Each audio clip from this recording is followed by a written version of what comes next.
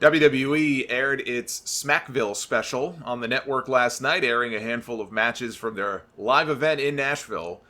Tom Phillips and David Otunga were on the call. Finn Balor was scheduled to challenge Shinsuke Nakamura for the Intercontinental Championship.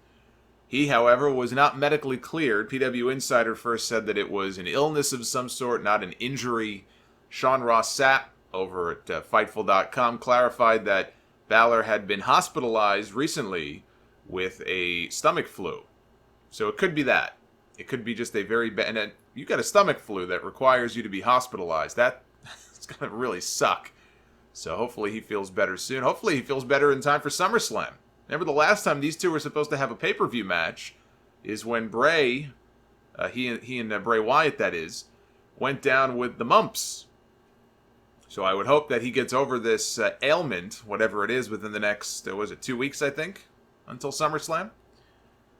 We had Nakamura come out. He told the referee to go ahead and count out Balor and award him the match by forfeit. And when the referee got to the count of 7, Ali's music hit. And out came Mustafa Ali to challenge Nakamura and to take Balor's place. And they had a good match. Nakamura went for the Kinshasa. Ali caught him with a super kick, followed up by a tornado DDT for a near fall. He goes up top, goes for the 450. Nakamura rolls out of the way.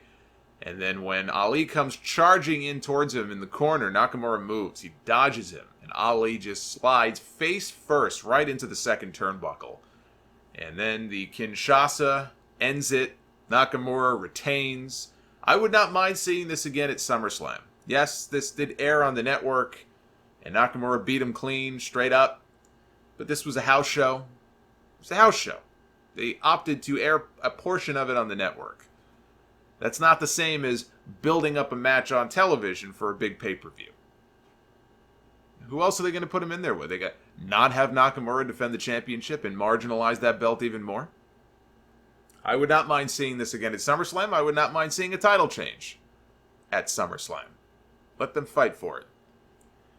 We had Elias out next to play the electric guitar. And he's strumming this thing, and I was all ready to praise this guy's performance and talk about, man, this was awesome. This guy did an awesome job on that guitar. And then Kevin Owens came out. He stole the guitar away from him and started strumming it himself. And when he went to go put the guitar down, so he's not, and I'm watching him. I'm watching his hand here on this guitar. He's not playing the guitar at this point. He goes to put it down, and we still hear the guitar playing. So, I guess as it turns out, Elias may not have been playing that guitar after all. Maybe he was. Maybe I'm wrong. But it seems to me like maybe he wasn't playing that guitar after all. He may have pulled a Milli Vanilli, but on the guitar instead of on the microphone. He also sang a song here dedicated to Shane McMahon. I wanted to claw my eyes out and rip my ears off. They had a match, and Kevin Owens won with the stunner. So pretty basic stuff. And then Kofi Kingston defended the WWE Championship against Dolph Ziggler and Samoa Joe in a triple threat match. Good little match. Went about 10 minutes or so. Kofi pinned Joe, sad face, after the Trouble in Paradise. So, it was a house show. I don't know what else to say about it. I'm fine with them broadcasting live from house shows, and I think it's something cool. It's a cool gimmick for the network. But you don't go into a show like this expecting a storyline advancement. You don't go into a show like this expecting a title change. I saw there were some people who were disappointed that there was no title change. There were rumors online that there could be a title change. Well, that's what you get for buying into stupid bullshit rumors. Don't do that. See? Plain and simple. Just listen to me. That's all you got to do. I parse the bullshit from the stuff that I actually think is not completely bullshit. It's one of the benefits you get of listening to this show. You know, I try to pull from people who I actually respect and trust and who know what the fuck they're talking about. So if you were left disappointed because there was no title change, well, you got nobody to blame for that but yourself. But the show is an hour long, in and out. I find WWE far more digestible these days in 60 minutes than I do 2 or 3 hours, which probably is why I love NXT so much. So this was great. This was an hour in, an hour out. Done. Finished. They started a documentary. I had to turn it off because I had some work to do, but they were showing a Big Show documentary. It looked kind of interesting. They were showing, I guess he had a hip replacement and he was in therapy, and I guess that would explain why he's been gone for a while. But from what I saw, I only watched about 10 minutes of it. It sounded pretty interesting. But while we're on the subject of the WWE Network, the network got its first big facelift since launching 5 years ago. A long overdue move for a very tired looking platform. I know that I was ready for an upgrade, and we got an upgrade, and I guess be careful what you wish for, because it's not perfect, and they haven't worked out all the kinks yet, but I have not had any of the freezing or the lag issues that I know some of you have been experiencing. My audio has not been out of sync with the video. I saw that as a complaint. I have not had any of those issues so far. Basically, what they've done here is they have given the network a bit of almost like a Netflix facelift in terms of the layout, which I think is a big improvement from the way it was before. Just the basic layout and look of it so far, I like. They've added a few things. They've added, for example, a skip intro button at the beginning of a lot of shows like you would find on Netflix before one of those Netflix shows, which I think is convenient. You can now fast forward through the commercials at the start of each video. At least I was able to, so if you see that dumb tap-out video now, you should be able to skip ahead. We now have a 10-second rewind and 10-second fast-forward button. You now have the ability to take screenshots if that's something that is important to you. You could not do that before, and I have learned just recently in trying that you cannot do that with Netflix, because for those of you who don't know, I was only made aware of this recently. Netflix has added the Super Mario Bros. Super Show, which is either really, really awesome or really, really terrible, depending on your point of view. If you've never heard of this, if you've never seen it before, it was a cartoon, but wrapped around the cartoon were live-action scenes with Captain Lou Albano, who was Super Mario. See, I still make that mistake. Super Mario, and, oh god, who was the guy who played Luigi? I forgot his name. But they had real actors in a studio playing Mario and Luigi. And they were meant to be comedy skits, although you go back and watch it now, they weren't very funny at all, but it was a kid's show. It's not meant for schmucks like me, not at this stage. But as a kid, I loved it. I thought it was great. And I had no idea they added the show to Netflix. So if you want to see it, you can go find it on there. I was going to screenshot one of the scenes and tweet something about it, and every single time I tried to take a screenshot and I checked my camera roll on my phone, it was just a black screen. And I realized that Netflix does not allow screenshotting of its shows. Well, WWE Network now does. So if that's important to you, you now have that ability. And it is also a whole lot easier to skip to the match or to the segment that you want on a particular show, like a pay-per-view. If you have the player window, and underneath the player window, you'll find a strip called Jump To, and they'll have little windows for different matches, different segments. You just sort of click on that box, it will take you directly to the match that you're looking for. So I think that's also very convenient. Now, on the other hand, there is no more vault section. The vault is gone. That content has now been folded into the in-ring section, and you can choose then by promotion or territory. So the content is still there, but there is no more vault. The old school section has been moved to another section called WWE Classic Series.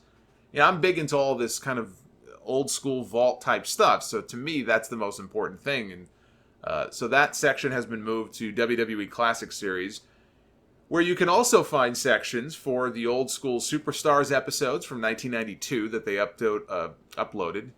Easy for me to say. Uploaded a few months ago.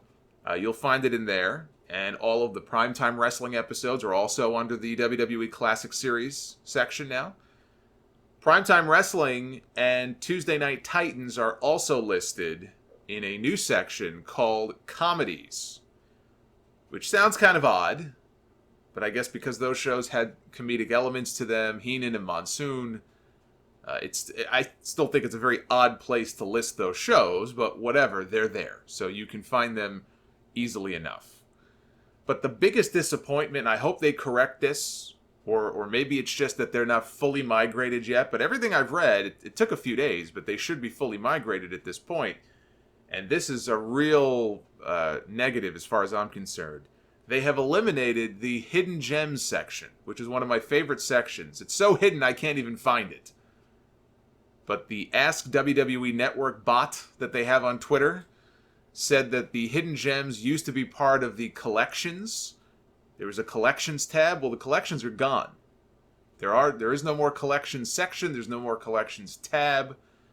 The bot said that section is no longer available. But, however, you can search for related content using the search function, which does me no good because I wouldn't even know everything to search for.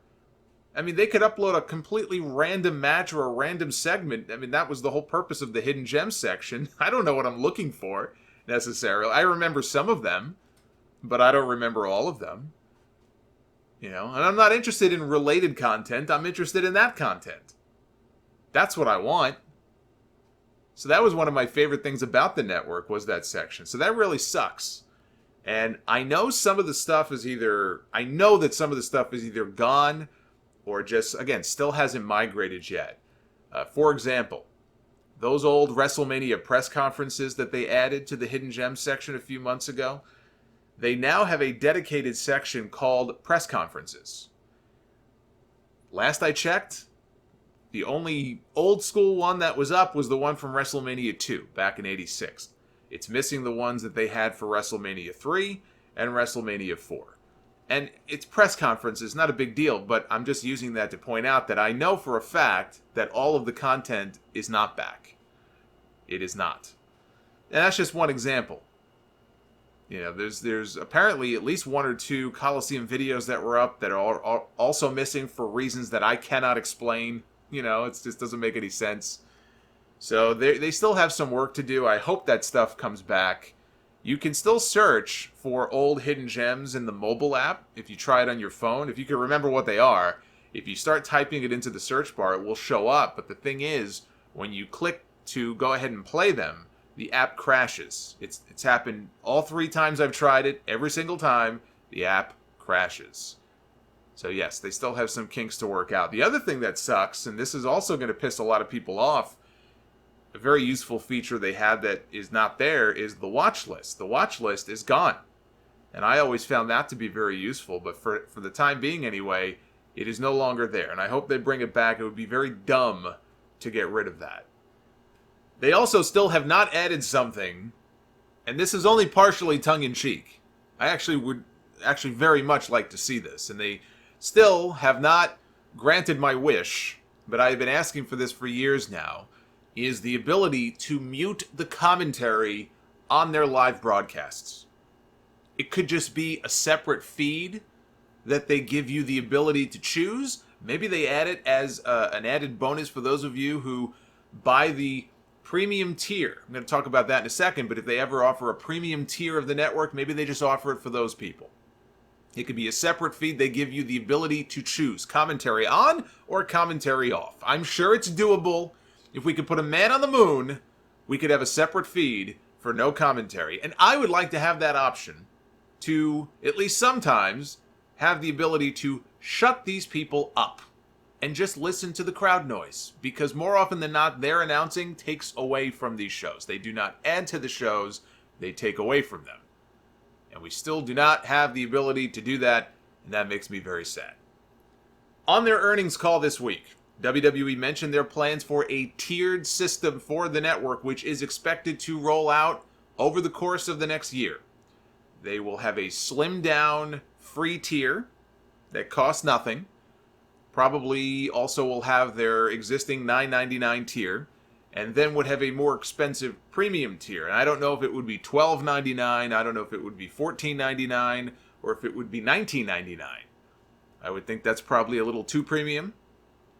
But they would have a premium tier that likely will offer independent wrestling content like Evolve, like Progress, like ICW. This has been rumored for years now. They've had the relationships, agreements in place. It's up to Vince McMahon. It was always his final call to make, and up to this point he had opted not to do it. Now it may be part of a premium tier for the network. So if you want to watch independent wrestling on the WWE Network, you will probably soon be able to do so. You may just have to pay a few extra bucks to be able to do that. And the Evolve special they aired a few weeks ago, as much as it being something to counter-program against AEW, was also probably a bit of an experiment to see what kind of viewership numbers Evolve would get. How much interest is there in watching a product like Evolve on the WWE Network? And they don't, release that information, so we don't know how well or not it did. But I would suspect that was a bit of a test run for them. On the whole, I do like the new layout. I do, on the whole, like the update. It's not perfect at all. These things never are. But I just think it's cleaner and it's easier for me to navigate. But they've got to get all of the content back up that was there before, because I don't care what they say, there is clearly stuff that is missing. And they need to bring it back.